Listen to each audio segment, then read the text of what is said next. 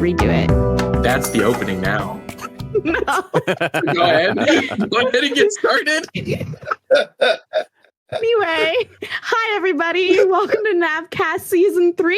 It's your host, Caitlin. And Craig's here with Chiho in the back. They're both doing the sound booth today, so very exciting. He's not all alone back there. And of course, we have the illustrious other members of AnavCast, and that is David, Farmer, and Johnny. Hi, guys. And today, we're also joined by a non-Anav member, and it's Kevin. Can I call you Kevin? Yes, that's fine. Great. So just starting off, right off the bat, who are you? That was incredible. Before we move on, wow. Beautiful. Beautiful. Hang on, can we roll that back though? Because I have a question. Did she introduce herself? Oh, She did. She said, Okay. She She said, I am. shoot. She flew through that intro. She flew through I it. like the intro because we didn't have to say hi and It went hey so and fast all that I couldn't remember the beginning. I thought about it. I was like, gosh, should I pause for them to say hey? And I was like, you know what? No, it's not needed. No, I it's never perfect. got to It's say perfect. hey. Nah. I was really looking forward to. I was going to say what's up. I was really What's up, everybody? man. Anyway, I sorry. like the Go ahead. idea of Caitlin just like not ever pausing for other people. I love that idea. That's just going to Never. be like her character. Every Well, single I did podcast that she's pause on, for she's just Kevin, going on. She That's did. true. All right, That one I wasn't want good to work. back to Kevin. That's all I can say. Yeah, Kevin, who are you? Welcome. Hi, everyone. Well, thank you. Honored to be here today. Hopefully, one of many times that I'll be able to do it. So, thank you for letting me on, guys. We'll see how this one goes. Oh, Yeah, we jeez. have to wait till the end of this episode to really tell how we're going to go with this. Crowd. So, a little about me. So, I was jumping through Twitch and I came across D. Just started watching his streams, and then eventually I found Johnny on there through D, and then Hard to miss Farmer Johnny. jumps in there. Yeah. And then Farmer has gifted me subs to both channels at some point or another. And so I Making that Found farmer out. money. so the thing me, D, and Johnny have in common were Filipino. Hey. So represent. People don't realize that this has been a 2/3 Filipino podcast for most episodes, or 100% when Farmer's out. We're not counting. Not all together makes part of your that's blood actually there. why I have to go every so often. It's just so they can. Bring that- the culture that back, quota. Yeah. Anyway, continue. Yes, a Filipino, as I have heard on Twitch from people. Oh, a Is that what they say nowadays? A fellow Pino? Yeah. They said it a few years ago. Maybe it'll come back. I liked it a lot. Oh, What's I up, mean, Filipino? yeah.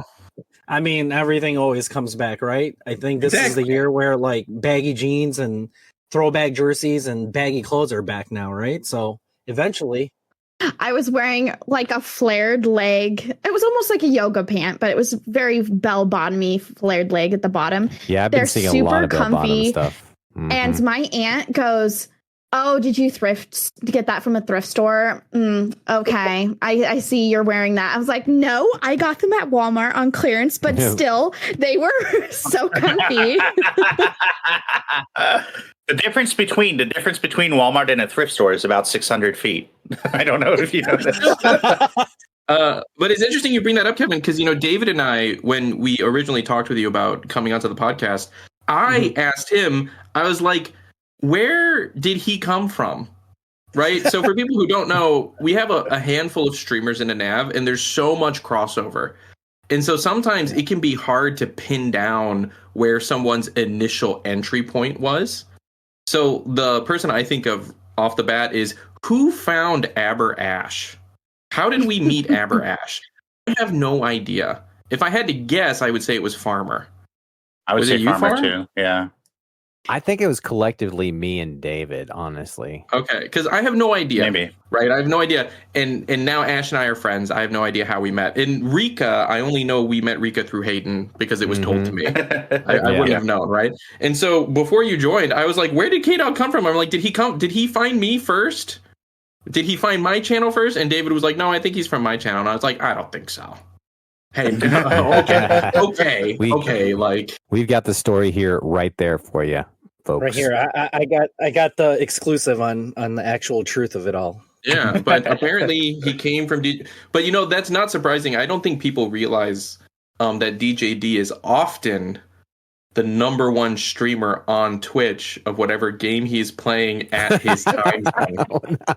It's true. I don't think people realize that it's a huge honor to be with him. He is often the biggest Stellaris streamer at 3 a.m. Eastern. I just visit the universes that are neglected. That's where I game jump. So I think I've only ever seen him the number one. He's only been. I've never seen anyone else stream Redfall. He's often the number one Redfall streamer. Hey, they just came out with a new. They came out with a new update. So Farmer and we need to jump back. I thought it was dead. It's dead. No, this was its last final update. Yeah, this was literally literally figuratively the nail in the coffin. This was Ouch. We didn't have time to actually do a real update. So this is more the final thing that we're gonna do. So wait, this was before the layoffs? This was literally, it was so dark. It was so dark because literally their patch notes said, we don't actually have anyone to write the actual full patch notes. And it was wow. That's rough. Yeah. That's too bad. Yeah. I it was just pretty much a gift to the fans, and they're done. I mean, David, so you can play offline. I mean, I'm technically a fan. I enjoyed it when I played it. I just haven't had a chance. And they'll keep the servers online, just like Avengers. We have the two people who played Redfall here on this podcast today. Incredible. My favorite game. I feel like I contribute to this problem a little bit because I don't know if you guys remember back in the Xbox One days, Evolve. Oh my gosh. I just want to say yes. A 5-player game where one person was the monster and 4 people were a team trying to kill the monster. And cool concept. Cool concept. I want to bring this up. So it's very similar to Dead by Daylight, right? Well, but it's an evolved crawled so Dead by Daylight could run. Okay. Right. I mean, Evolve was built so that Dead by DBT Daylight has been could running exist. pretty strong for a while now.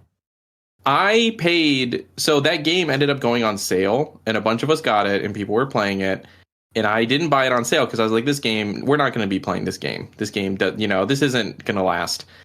And so it goes off sale. I paid full price for that game. I played one game, or one session, right? I played for one day, and we never played that game again, and then it died immediately after.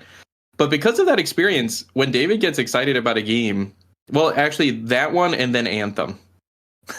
Then Anthem happened. Anthem was a good You can't game, put them together. You can't put Evolved and Anthem in the same category. I feel like they never gave Anthem a chance. I thought it was a great great concept. Great concept. It was a lot of fun. The physics of the game were great. I mean, I enjoyed it. I had a couple of great builds, and I will say this about Anthem. What they didn't do was nerf my awesome builds to make me leave like Destiny 2 did. Anthem, they just shut down. They were just like, guess what, guys? Also, the customization of the javelins was really cool, of the different colors and the textures you could do on everything. I spent way too much time on that. I feel like going underwater and then those combinations that you could do with your teammates were just so memorable that I still think about it, when I have those moments. The Prime and Detonation combat system that they had was fantastic. Yeah. Which is interesting because I went back after playing Anthem and played Mass Effect Andromeda, which at the time I played it during release and I had a game breaking glitch and I just never went back to it. So I started over, and it's interesting because they had that Prime and Detonation gameplay in Andromeda. Right. Yeah. So it's interesting to see them it's kind of like Farmer, weren't we talking about at one point how Skyward Sword had some gameplay mechanics? Yeah, we were talking about Legend of Zelda, kind of how the evolution of it. Yeah, how the evolution of it kind of the mechanics kind of slowly evolved and went towards what Breath of the Wild would become, and even what Tears of the Kingdom is now.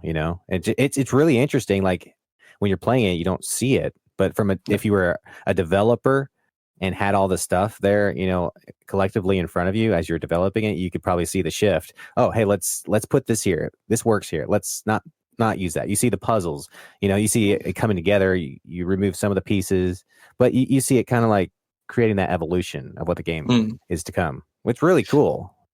It makes me think of introducing sprint into Halo as an armor ability, right? To which then just becomes a part of Halo, period. Oh man, why did you have to bring sprint and Halo into this? Why did I have to bring up sprint? Because I know that's a whole episode by itself. Okay, that's a controversial thing, because I feel like it's okay to say fantastic addition. Fantastic. Everybody loves sprint in Halo, and surely there isn't a problem there. It's great. They need to bring back armor lock. Oh yeah. Honestly, that was my favorite. I loved it. It. Armor lock was cool. Now we're just talking about Halo Reach. What was the drop shield? I liked the drop shield personally. I could never get the handle on the invisibility from Reach. What? Halo Reach was hated. Well, I mean, maybe. Oh, Halo 4 was hated until people. So again, just a reminder for people listening: we have a studio audience. We have a live studio audience.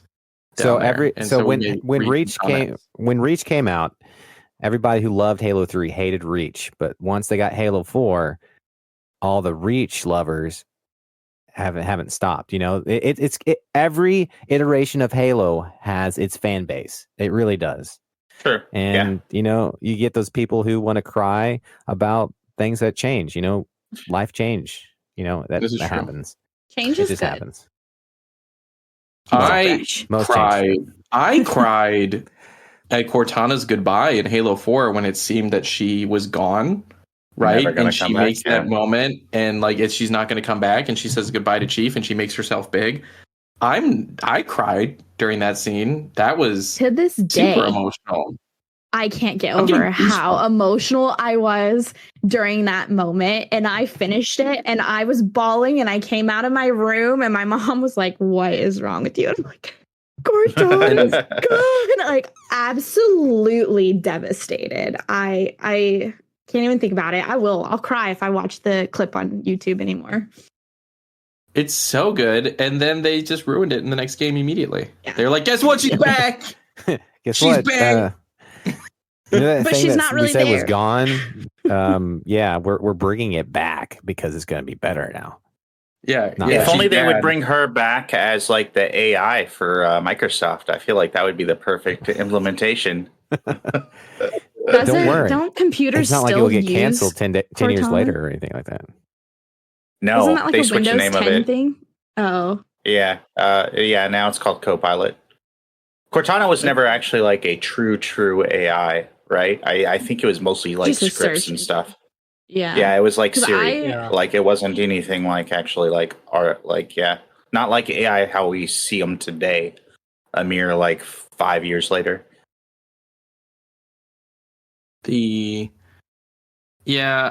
I don't love when they do something like that that's going to be taken away and then they just don't commit to it. Sure. It can't be in a AnavCast episode without talking about Star Wars. In Star Wars episode, in The Rise of Skywalker, in episode 9, 3PO, there's is it episode 9 that he has to get his memory erased? I think it's episode 9. Or is it in episode 8, Last Jedi? Maybe 9. I think it's 9. I think it's 9. He volunteers to I think it's at the end of 9, yeah. His memories so that they can find the Sith homeworld and stuff. Right. And he's the only character who him and R2, but R2 is really MIA in the sequels that has been a staple character. And he's I want to do it to help you guys. And that was such an emotional thing that I was like, wow, actual stakes here. 3PO is going to lose what makes him 3PO. And then they were like, "Oh no, guess what? R2 had a backup freaking sweet, dude. You know, no problems. We're good. Because R2's the And- smartest droid in the galaxy. True, And actually. And speaking about backups, so in our last episode, Are we segueing on that? Yeah, because I this thought, is I thought we were this is important. segueing into the Acolyte. I thought that's where the Star Yeah, Wars bit was we need going. to stay in No, Star no, Wars no, for just a little bit That- longer. no. Just The a Acolyte- real Who quick. cares about What that? is This more everybody's important. This is favorite about my Star Wars real life. character? Okay, real quick. We'll start with Kdawg. Kdawg. Boba Fett. Ooh, good one. What about you, Chloe? So, off the top of my head, I'm thinking Kit Fisto. That's the octopus Ooh. guy. Oh, that's a pretty good right? one. Oh yeah, nice choice. Genuinely love him to pieces, and his comic books were top notch. I'm gonna say a very vanilla answer, but I think people who listen to this podcast know how much I love Star Wars. I have a Star Wars tattoo, but like genuinely, Obi-Wan. Obi-Wan that's my boy right there. Obi-Wan and the High Ground. Name a better duo. I'll wait. It's definitely not Anakin and his legs.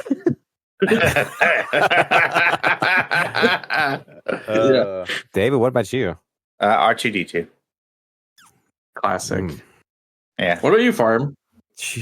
Dude, I was gonna say Obi-Wan, but I can't now. So No, now you can. Yeah, I would No, no, appreciate no, it. no, Hey, no. freaking, I love Obi. Hey, what about his master who's got a particular set of skills? I want to say my favorite female character is Mara Jade. Oh, she's a legend. I know, and see that's why I like her. She needs to be delved into because they put her in Legacy and they just left her off to the side. And wow, how could you do that to such a good character? I love Qui-Gon too. Qui-Gon is up there. It's hard. Qui-Gon, Obi-Wan. He's not really I really a love man of Mace. action, though. I really love Mace Windu. I really love I love what Din Djarin, the Mandalorian. Din Djarin, Fantastic. yeah, love. Yeah, you mean I also Joel love from The Last of Us? Yeah, exactly. I really love any Wookiee. If there's a Wookiee on screen, I'm about that character. I'm about All right, that confirmed. Wookiee. Johnny's watching the Acolyte. There's a Wookiee in there. Is there a Wookiee in it? Well, I wasn't True. watching it anyway, Oh, but yeah. definitely Yeah. gonna Yeah. watch it. Oh, It's yeah. like there's There you Chewbacca, there was Captain Tarful, right, in episode 3. And I keep forgetting the name of the Wookiee in Book of Boba Fett. He was great. The one Black that- Chrysanthemum. Chrysanthemum, yeah, Black Chrysanthemum. Fantastic. Wookiees, He's great. fantastic. I really Fantastic. wish they did a flashback on Black Chrysanthemum getting the scar from Obi-Wan. Oh, that would be sweet. I was Yeah. really waiting that they were going to show a flashback of that, and I would have been like, just do the back view of Obi-Wan. You don't even have to show, Ewan's face. Yeah. yeah. Just do the shot that he gets his car, but I guess we got spoiled because we got what's his name that we got? He was in Rebels. The other bounty hunter. What's his name? Blueface man. I don't know. Yes. Yeah. Loser. That's his name. Freaking loser. Get wrecked. I'm a big Plo Koon fan. Ooh, I like Plo Koon. So, Yeah. did you guys play Jedi Power Battles? Me and That's- DJD played Jedi Power Battles. Oh yeah, Wait, was that Plo Koon, the fighting game? Would you like? Yeah. that Yes. was like in Yes. season 1. Season 1. Do you guys remember me bringing this up? Yeah. It was like of games I want remastered. That was one of them. Jedi I Power really Battles. But Plo Koon is in that. He's one of the characters in Jedi Power Battles. Here's the hardest part, though. It's Plo Koon, right? For some reason, I was in kindergarten when this game came out, I think. Or, I was very young. I read it as Plo Koon, not Plo Koon. Plo Koon. I think that's terrible. And that's really... I can't stop calling him Plu instead of Plo. Plo Koon. Speaking of fighting games, the other game I wanted to remaster. Do you guys remember there was a Final Fantasy fighting game? It was is it Ehrgeiz? No. What? Yeah, it was a fighting game, but it was a Final Fantasy characters. It was so great. It was on PS1. Oh, see, that's why I didn't play it. Was it on PS1 or was it on the You're right, original it's called PlayStation? Ehrgeiz. PSX. I mean PSX. Sorry. I'm just super I nitpicky about that because literally hate everybody that else. conversation. I'm sorry. I just want to hit I'm you sorry. right now, David. David and I became really good friends because I had a PSX and a PS1, and I knew the difference. I was like, oh yeah, When check this out. The nerd is coming out. Yeah, when I was in was it 7th grade? My dad flew to the Philippines, came back, got me a modded PSX. Oh yeah, yeah, And like 5 boxes of PlayStation games. And so like all my friends, I'm like, oh yeah, I already got that game. I've been playing that. yeah. And I started getting friends that, oh, can we come over and play?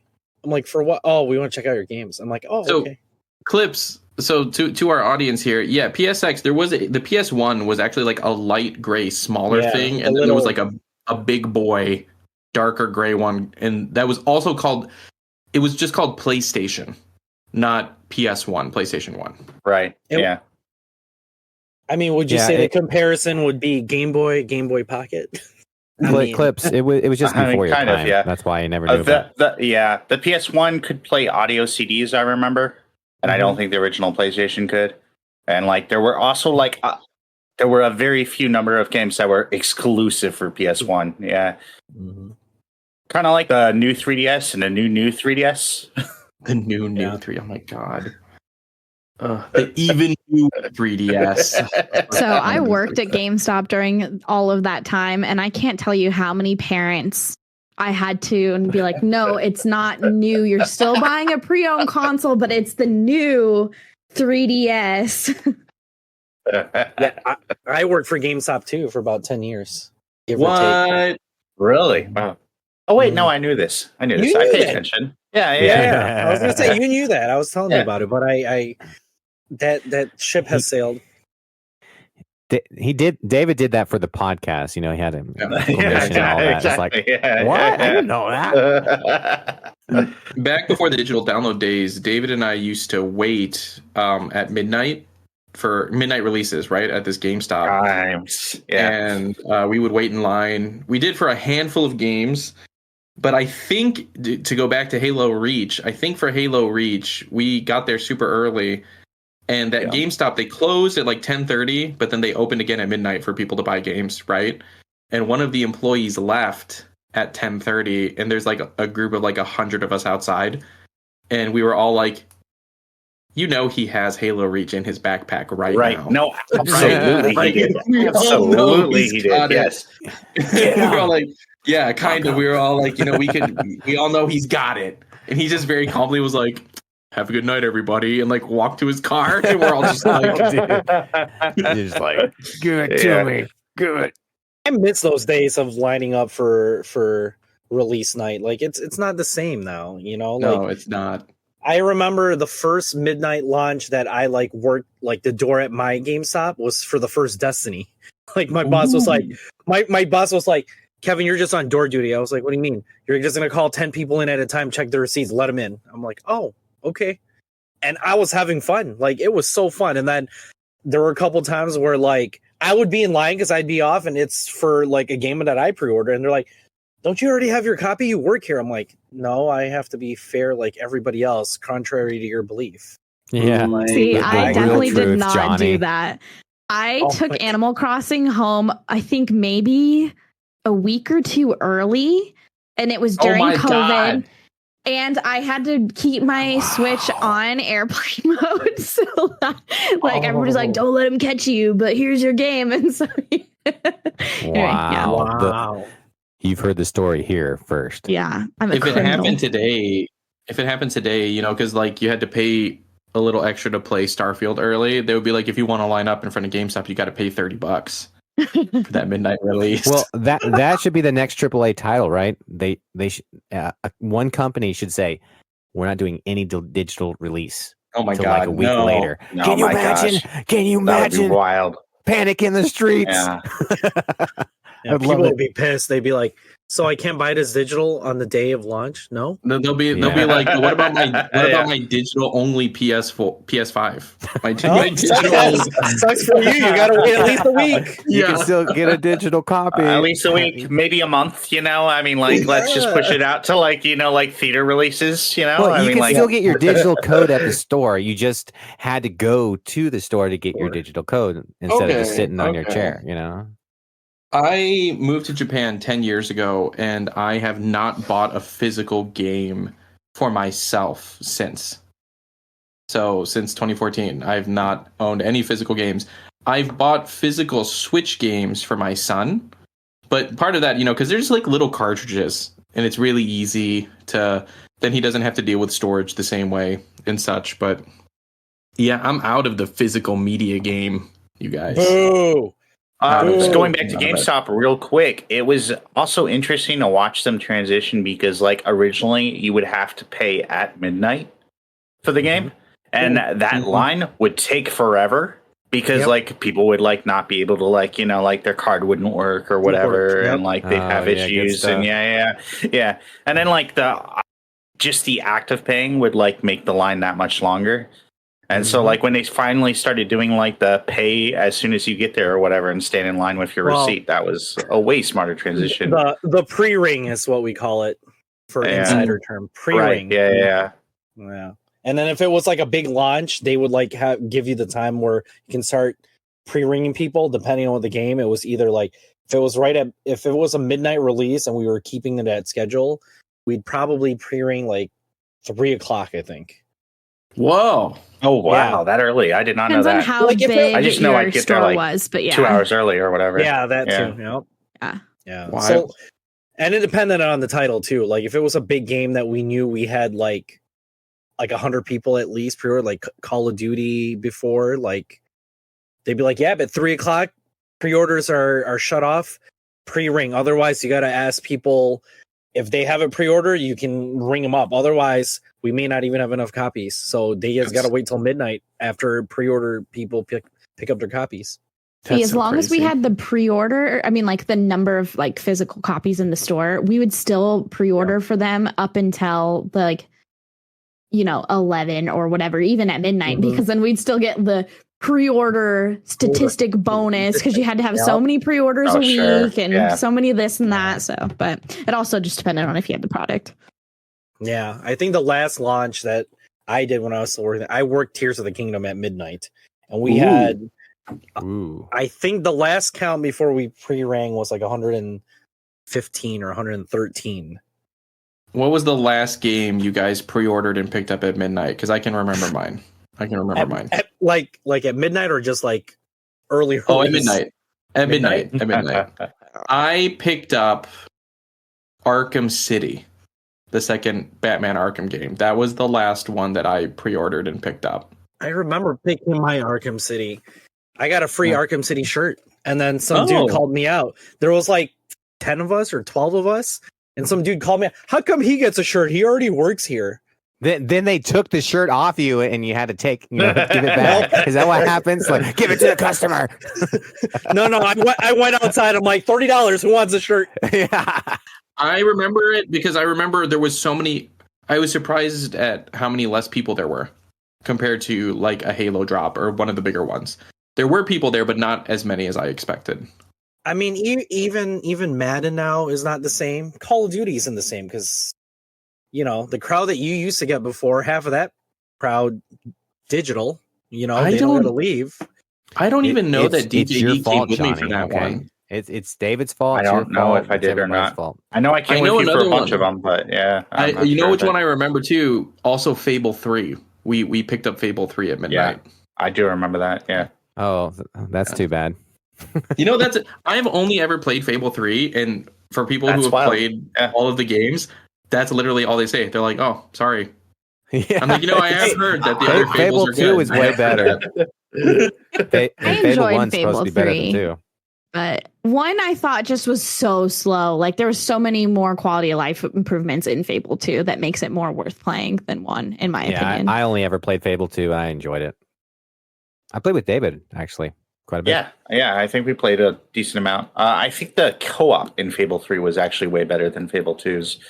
But like what always bugged me about Fable 3 was like when you were like interacting with like NPCs that you could only ever interact with one at a time or whatever, instead of doing the area effects that you could do in Fable 2, where like you could have a whole crowd of people like clapping for you and stuff and like or scare them all. There was just some really cool things about Fable 2 that were outside the box that I remember thinking, wow, no other game has this. I thought the thing that sucked about Fable 3 is if you're trying to do a good run and save everybody, you could totally get enough money to do it. But then they're like, all right, 100 days before the calamity. And then you like go to the next day and they're like, calamity's here. Oh, you don't have enough money. A bunch of people are going to die. And it's like, man, 100 days. We just skip. What? That's how time goes sometimes. Okay. Yeah. You know what? I guess you're right now. 10 years later, I really feel it. You know, it's just all of a sudden the clock going by fast. Going back to the GameStop midnight launches, I'm gonna be honest.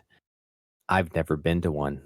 What? Oh, really? Wow, I've never been to one. Wild. Probably surprising for most of you guys. You're like, oh yeah, he's been to all of those. I would have Halo assumed ones. like Halo, yeah. None. Yeah. Wow, I've that's never wild. been to one ever. And I would either pre-order my game, because I lived out in the sticks. I'd have to play it like sometimes I get it early, sometimes I get it a couple days late, and I would just have to tough it. But like I remember like Reach playing that beta, since it was downloadable, it was like okay, I got that feel, and then I had to launch in like a day late. Well, once I the Halo Reach beta was on the ODST disc, right? Right. Yeah, and it just didn't. And then. Yeah, because there was a bunch of confusion about it because also like it didn't unlock right away. It unlocked whenever the beta was. But like the case made it sound like it was gonna like be like something that you could do right away. Right. Yeah. Yeah. Good times. I remember that beta was a lot of fun. That beta was a ton of fun. That's probably the best beta I've ever taken part in, I feel like. Or the one I enjoyed the most anyway. Yeah. Pretty up there. I wanna go back. Did the Acolyte come out? Am I unaware that the Acolyte next week? Okay. Next week. I'm gonna go home today and I'm gonna watch Wish, the Disney movie Wish. Oh, you should. Yeah. I think that was on D's stream. Were we talking about that? I don't remember. I am interested in watching it now. I don't really love the animation style. I don't think it looks so interesting. And to be honest, I haven't actually like been super interested in a Disney movie in a long time, personally, except for Moana 2. I just saw the trailer for that. It looks amazing. Looks so good. Wait. But my twins, we listen to a lot of Disney music, and we've been listening to the music from Wish and like watching the scenes that it's from. And so, to be completely honest, I still have zero idea what this movie is. But now I'm interested in understanding what they're talking about because I've listened to the songs a bunch. I can't remember if it was on D's stream that I don't know if it was with you that I was talking, or if it was one of my friends. But somebody told me there's like a lot of references to the original cartoons in the movie. Oh, well, that wasn't me then. I'm not too aware of that.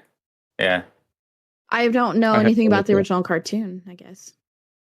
Yeah. Well, no, the original Disney cartoons. Like the original Disney cartoons, yeah. Oh. Yeah. Like there's references in there. Because it came out like their 100th anniversary, right? Isn't it the 100th anniversary? So it was like supposed to be this big celebration of 100 years of Disney and nobody cared. Well, I mean, I feel like that movie was poorly marketed too, but yeah. Yeah. Honestly, when it got announced, I thought they were making an animated movie about their cruise ship, but That sounds cool. I was wrong. That actually does sound pretty cool. Like they could make it almost like horror-esque. A little bit, maybe. Haunted mansion, but it's the haunted cruise ship. Ooh. Wish. Right? That would be sweet. There are a lot of possibilities out in the Yeah, I already got it. Starring Kevin Hart and Dwayne Johnson. There we go. Emily Blunt just finished the trifecta. Emily Blunt, throw her in there. I just printed like $100 million, right? Like there you go, boom. Granted, they're going to spend $500 million to make the movie, so it's not going to be great. But and then it'll do really bad in theaters, just like every other movie lately. Yeah, because theaters are done, guys. It's over. It's over. Theaters are done forever. All right, can we go back to Star Wars for 1 second here? Yes, go ahead. Here we go.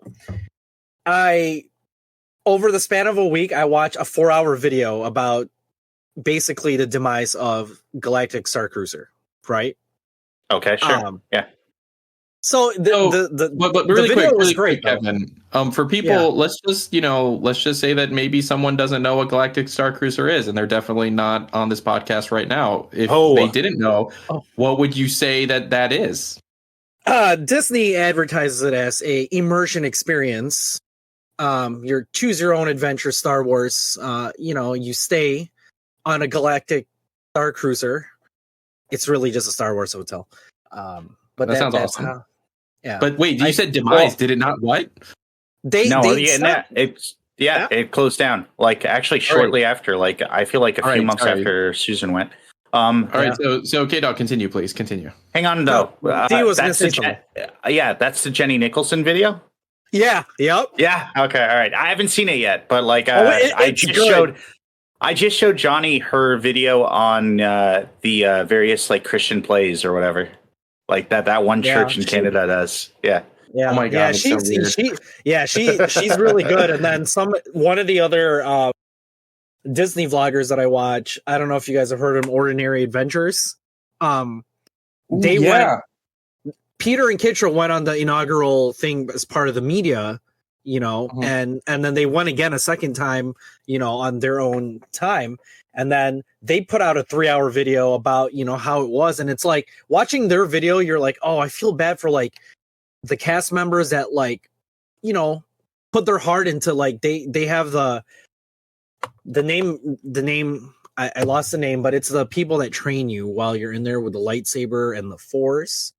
But like the not Anakin Skywalkers, right? They would be Jedi Masters, I'm sure. Yeah, the Masters. Yeah, the Masters. But yeah, like there was on their last trip, like some of the people that they on their stay on the last trip that they went for Galactic Star Cruiser, it was some of the same cast members, so they knew them. And like at the end, there was like a moment with one of the people that train you for the lightsabers and stuff went up to Kitra and was like, thank you for you guys, enjoying and like being here with us, for the journey. And it's like, it's people like that like, they make the experience, but it's like you're spending like $4,000. Like they should make that experience for you. But also, though, if I had $4,000 to spend on it, I would absolutely not hesitate to like be immersed in this real life Star Wars like reality for a few days. Like that just sounds fantastic.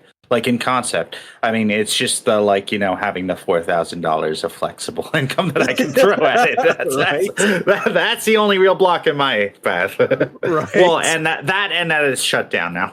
That too. Yeah, and now it's probably never going to happen. They probably use the place for storage and maybe for meetings with executives. Be like, oh yeah, we'll just go to this building. So why did it shut down? Was it just not well received? I don't know if it was a case of it wasn't well received. I think it was more of the demand for it wasn't what they expected it was going to be after it launched, after it had, like, I think it only lasted maybe 6 months, 7 months. Cause I know it shut down in September last year. Oh my gosh. Right. Yeah.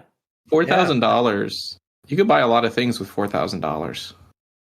I think that's what it comes down to, that too. If it was accessible to the main public, that would have been one thing. But like having to like actually invest that much money to have that experience, it's kind of like a small percentage of people.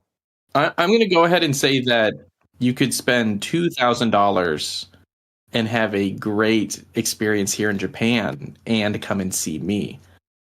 So there you go. Yes, actually, there you go. I think commercial break.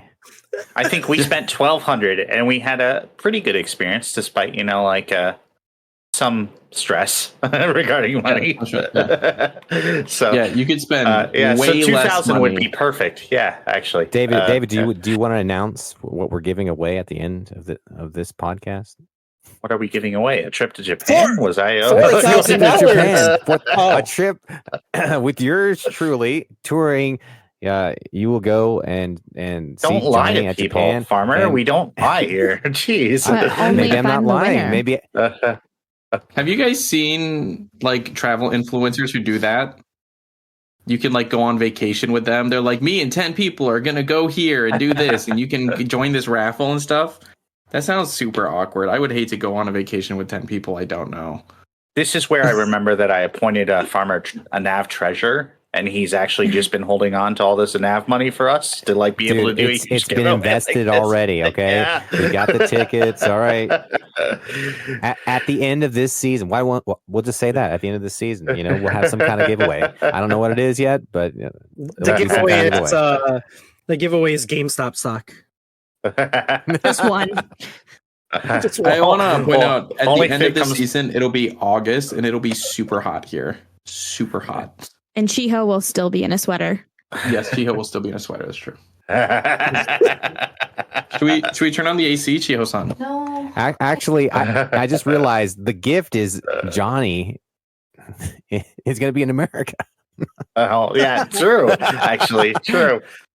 What I was going to say about the Galactic Star Cruiser thing, though, was that they did invest quite a bit of money into making it the deluxe experience that it was. Yep. Right. Like you could argue that maybe it was worth the $4,000 to experience it, but again, accessibility obviously makes that a problem.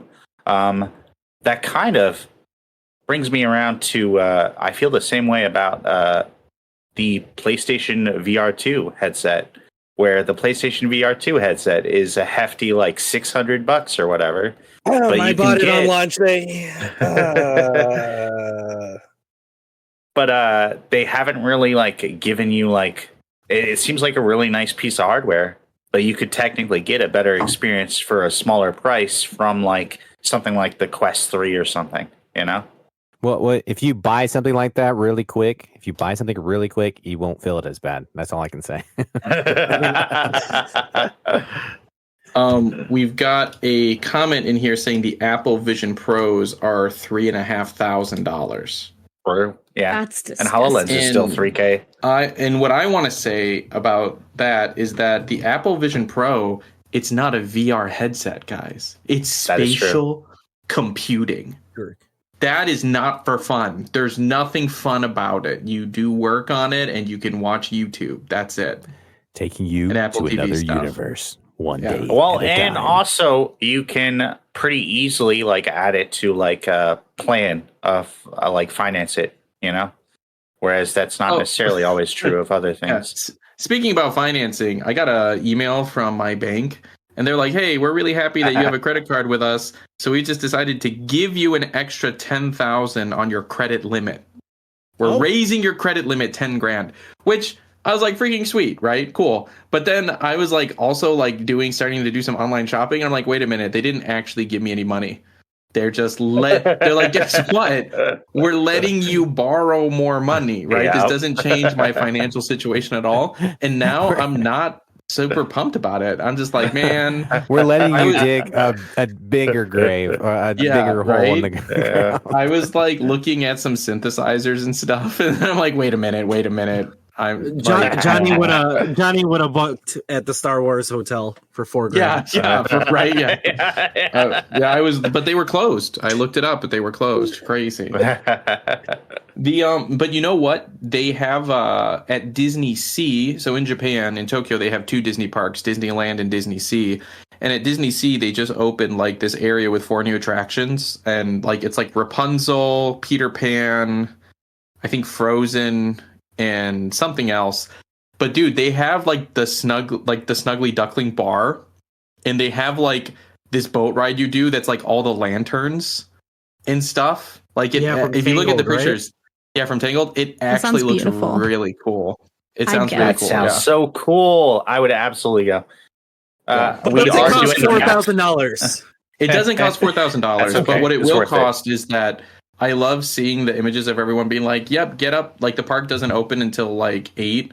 And they're like, if you get up at 6:30 and there's 500 people standing in line already at 6:30 and the park doesn't even open till 8. And you're just like, I love Japan. I love densely populated places. But here's the money grab. If you stay at the hotel that's connected to Disney Sea, you get in an hour early before the actual lines.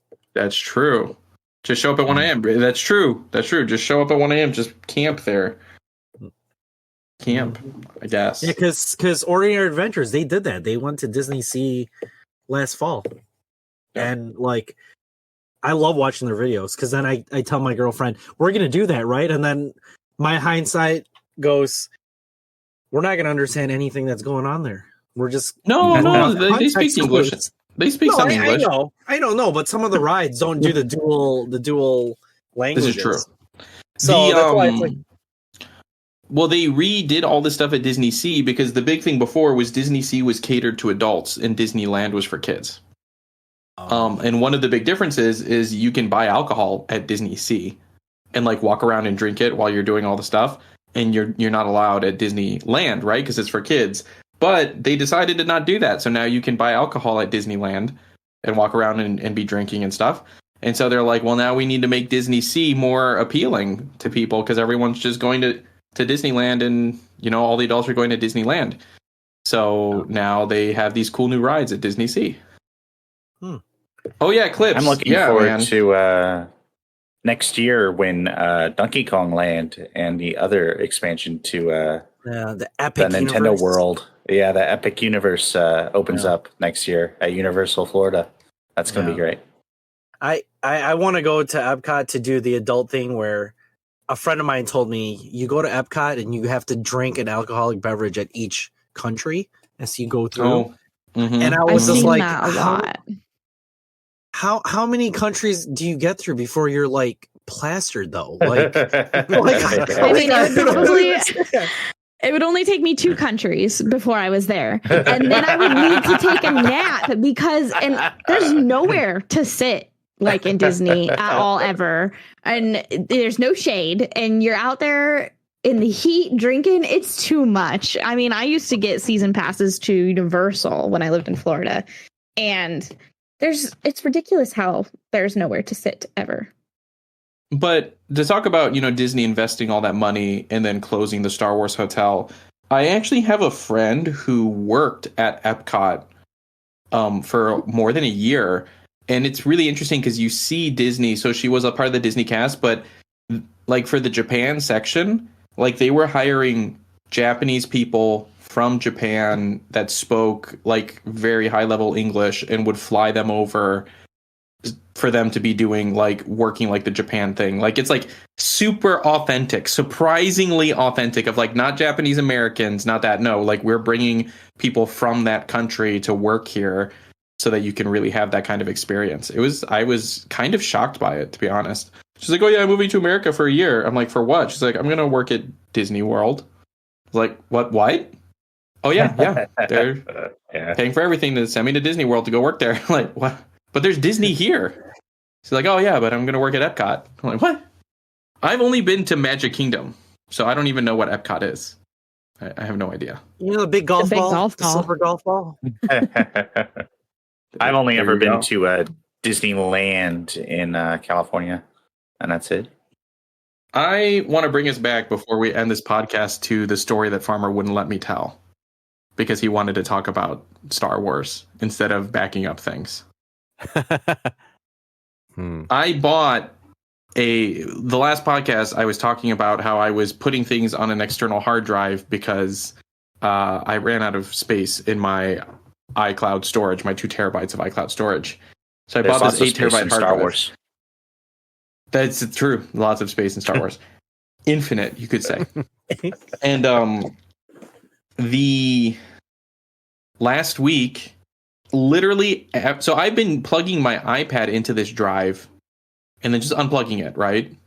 And it's not been a problem. There is no safe to eject button. I just unplug it. It's not been a problem for a week. I'm ready for the plot twist here. I'm ready. When I put the final file in there, delete everything. It's all here on the backup. I unplug it for the last time from my iPad. I plug it into my computer. My computer crashes. Oh, no. And I'm like, oh, that's weird. My computer crashed. And so I'm like restarting stuff. I finally isolate it. It's totally the drive. I plug it in to another computer. That computer crashes. I plug it into my iPad. It doesn't recognize. Oh, no. So you fried your hard drive? So 5 years of project files of my music is gone. So then I took it to a place for them to try to recover it. And this is what I love about like companies, right? They're like, we can attempt to recover the files for $1,000. will attempt to if you pay us $1,000. I'm like, what do you think is on this hard drive that I would be willing to pay that much? Like, there is not a document that I own that's worth that much, right? Like all of my I would happily just re-get my birth certificate and like social security card and all that.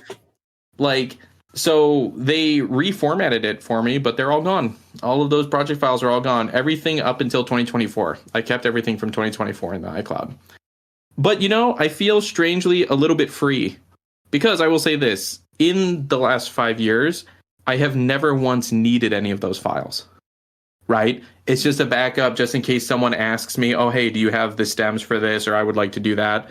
I've kept it, but I've never actually used it. And now I can just be like, nope. I had a catastrophic thing. Moment of silence for Johnny's files. I know. And then what do you even say? I can't say make sure to back up your files. Those were the backed up files. Like Double it's backup. like I know doing the thing. Backup. Yeah, it's just ridiculous. Well, I actually had, I think somewhere in between like 2000, probably like 2005 to like 2010. I had something similar actually, Johnny. I literally had this backup. I think it was a Seagate backup hard drive, and it was one of those external hard drives. One of the bigger ones back in the day. Yeah, and needed an external power source. It needed an external power source. This one has an external power source. It just stopped working, and I lost like 10 years of pictures. So. Yeah, it's the pictures for me that is such a bummer. I had a girlfriend just lose her phone in California on a bachelorette trip and lost every single photo of her baby who is just turned 1. No. All of them are gone except for whatever she's texted to her mom or her husband. And it's like, oh. With today's technology, how is that not all backed up in the cloud? Well, and I guess you only get a certain amount of cloud storage on Apple, and so unless you pay to extend your storage, it just it's stops. Apple's fault. Yep, holding things. So yeah, that's why I do not have an Apple phone. We're going to actually segue this part of the conversation. Oh my gosh, Android phones. This is why. I want to see your Android phones, guys. Come on, let's see it right here. Nope. There's more, right? Apple for me, baby. Oh, come on. You're the odd man out. Kdawg. You're supposed to be on the good side. So he is. He's on the right side. He's on the right side of history. On the far left side. So you get with like physical media versus digital media, right? People will be like, oh, this is like maybe games will unlist digitally and they won't let you play them. But if you had the actual disc, you could still play it. Or they unlist something for they'll be like, oh, well, if you had the physical thing, you can't lose it. And like this idea that that's better, I moved all of that stuff to a physical hard drive instead of storing it in the cloud, and I lost everything. So maybe it's not always better. It's not always better, you guys. That to be said, I want to announce Anav starting our own cloud storage company. If you sign up first Anav coin, like what last episode before, yeah, Anav coin. Now Anav cloud. We're just everywhere. Yeah. We need some cloud. NFTs. We're everywhere. I like that. Yeah. Anav cloud. We're everywhere. That sounds so terrifying. And we're always watching you. And if you're a member in we cover Anav, you would know because we track each other's locations diligently. I mean, we need a new catchphrase. So Anav cloud, you're covered by the cloud. There we go. not the grave, but the cloud. Could you just imagine just monitoring? Oh, this person just backed up. Let's see what they backed up. Oh yeah, let's see it. I mean, well, there was that update for iOS that people realized that they were photos that they had deleted many years ago were like showing back up in their iCloud stuff. They're like, this update, there's a bug in the update that's undeleting these photos from 5 years ago, and it's like it's not undeleting them. It's turns out that when Apple said they deleted it, that they were actually like, we'll keep this. We'll keep this photo of you. Don't worry. We'll just send it to the FBI when you're a wanted Right. criminal. That's okay. See, this would be a great time that if we actually were like sponsored by NordVPN or something, we could be like, "Are you not safe online?" Or True, not. actually. Huge bummer. Huge bummer. Are you worried they- about your identity being taken? Use Aura. Use Aura. Yeah. I actually don't use NordVPN. I use ExpressVPN. I was going to say, first of all, that you have an ExpressVPN affiliate code, I think, on your channel. I do. That people can use. That no one has used. Not a single person has used my ExpressVPN affiliate code. Because we live in Throw that out America. there. When I was apartment hunting this last time around, I had to do credit checks and all that jazz, and I got a text saying like, "Hey, try this one like I need you to do this specific like credit check website." And I was like, "That's kind of weird or whatever," but like I was tired of hunting and everything else about the apartment seemed great, so I'm like, "Sure, whatever, I'll look into it." It seemed somewhat legit or whatever, so like I signed up for it, and then they're like, "Oh, you actually need to pay a small nominal fee," and so. This apartment was on the corner of Drug Dealer Road and Prostitute Alley. Oh, bummer. It was not, for the record. And I don't live there either, because it turned out that it all seemed like essentially a scam. Because like when I actually looked up the actual apartment, it was not for rent. It was just a house that somebody owned and was happily living in, and not actually renting any rooms in. But I only found this out after I signed up for 4 or 5 different credit check websites and paid small fees at all of them that also had like $30 recurring monthly fees if you didn't unsubscribe from them. And you actually had to call to unsubscribe. Yeah, I don't know what kind of I don't know necessarily like who benefited directly from that scam, but like it was wild. It was like just getting me to like spend money for like no reason. And then I actually had to call to unsubscribe, like not just fill out a form or something. That's not a bad scam though, because it's the scam on subscriptions. The subscription scam. Because if you forget about it, and it keeps coming. It's funny you're talking about scams though, because Chiho's in the middle of that right now with Adobe. She did a subscription for a year to Adobe Animate, but she doesn't use it anymore. And she wants to cancel her subscription, but to cancel her subscription before the year is up, they want to charge her like $150. Oh, that sounds like health insurance. And then they're like, "Oh no, but if she waits in like the appropriate window, it won't cost, right?" But she's not sure. Well, when is the window that they'll just renew it? Because she also can't cancel her auto renew, so it's gonna just renew. And so like there's this weird window, and she's like super annoyed by it, and I'm like, yeah, that sounds like Adobe.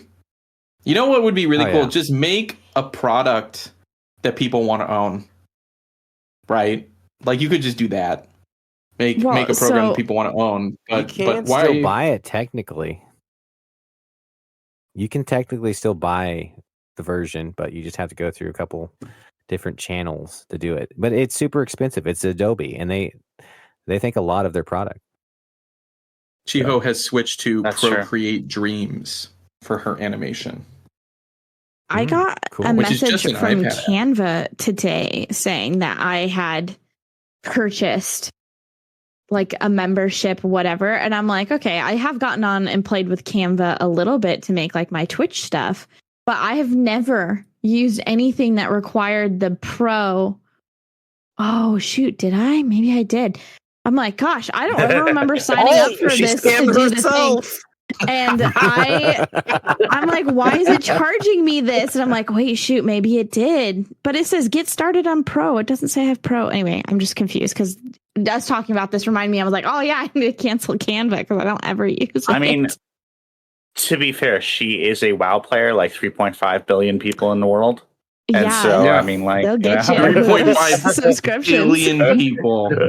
And you could potentially say that they all scammed themselves too. Maybe. I mean, I'm just kidding for the record. Gonna let it go. How much is a WoW subscription every month? Is it like $15? If you pay monthly, it's 15.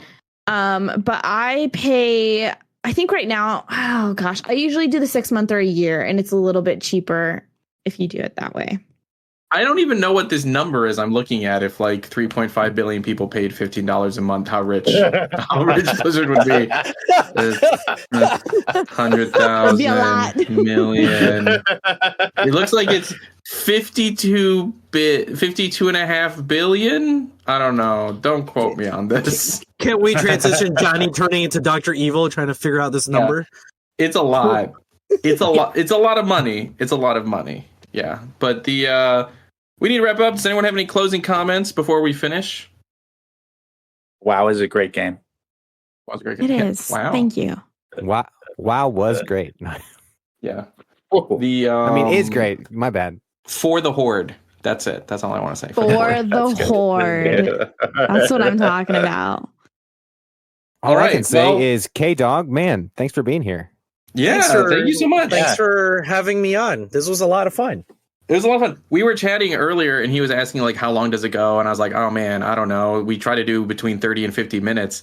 And it's just funny because, like, I always feel like when we record, like, the first 20 minutes to me feel a little hard. And then the next thing I know, the next time I check, it's like been an hour. And I'm like, oh, man. Yeah. Oh, dude, we need to stop. Hit that stride and you just keep rolling. Yeah. And, but yeah, Kevin, thank you so much for being on. Chloe, thank you so much for being here. D, Farmer, as always. And Craig, we see you back there. Thank you so much for being in the audience clips. Appreciate you. Farmer always. Make sure to give us a good rating wherever it is you listen. Make sure to like and subscribe, do all that good stuff. And we'll catch you all later. Bye.